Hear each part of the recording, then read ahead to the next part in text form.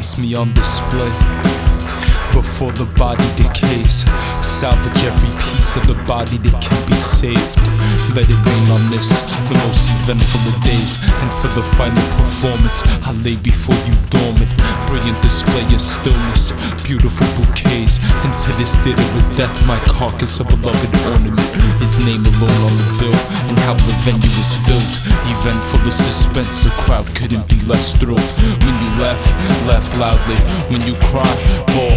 May afflictions of great conviction penetrate these walls. Affirmations of admiration guide me through these halls.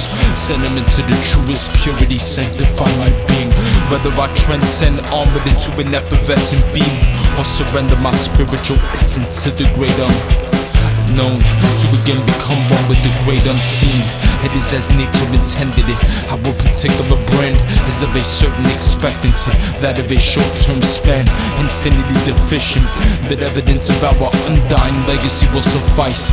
In the memory of our existence, will come to know the longevity of eternal life. The show is over, the casket is closed, dispose of me. Open a hole, lower me down, throw dirt over me. No one around, no nothing, no sight, no sound. All of my neighbors are dead, bodies beneath the ground. This little box in which I lie in is of enormous bounds. Break me out of it, take me out of it, and burn me to a morbid crisp. Place my ashes in a urn, carry me to the canyon and throw me off of it. No freedom like cremated encasement, total complacency, floating adjacent, blowing away so gracefully. Clothed in brass, this scolded ash that is became of me.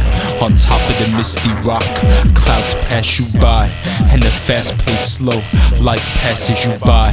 Both unveil the light of God from out the clear blue sky.